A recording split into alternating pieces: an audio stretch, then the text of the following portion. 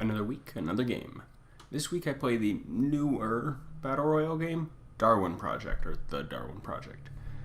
I don't think I really have to explain what a Battle Royale game is and what it means, but for, the few people out there who have no idea, it's a survival of the fittest, winner-take-all sort of thing, so, naming a game in that genre, Darwin Project, makes sense.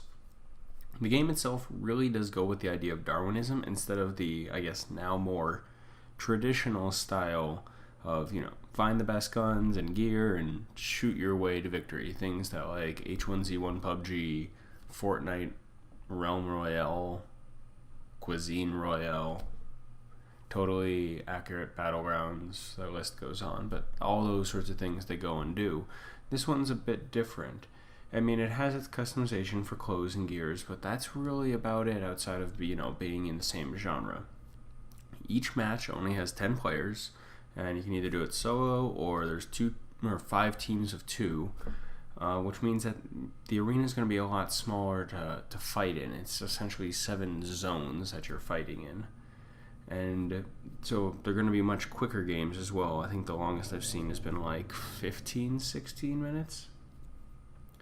You have to collect these resources like wood and leather, and you use them to go and build up things over time to be able to survive the cold, because you're always in the Arctic apparently. So you need to build stuff to survive the cold. You can build boots, you can build stuff to sharpen your axe, or arrows, or traps, or really a number of different things. And you can get these things called electronics that kind of give you essentially superpowers.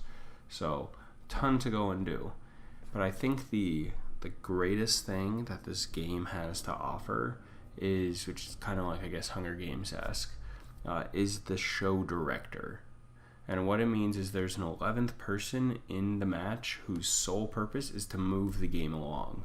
They can shut down the different zones, they can give out supplies. It really allows the person who's the show director to have a bit of control.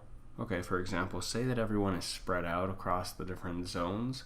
You could try to lure them all together with an electronic. You could shut down some zones, maybe, put a nuke down and make a fight more interesting, because it depends on your play style for it. I like to go and draw them in, and then once they're there, pretty much give them the ultimatum of your fight here, you'll lose in the nuke, and you have this whole range of places to go. And I guess it's kind of sick and twisted that way, but it's fun. I enjoy it, and I think that's the best thing about this game is it's quick, and they give you different options on how to go and enjoy it. The game's just fantastic overall. It adds something that's completely new, and I really do think that even though this game's in early access right now, you do have a chance to go and see it become something big. It has the potential for it.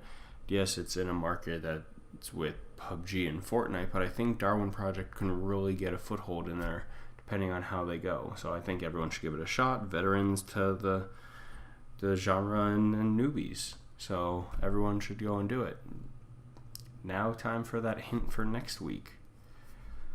It's time to once again put the pedal to the metal. See you next week.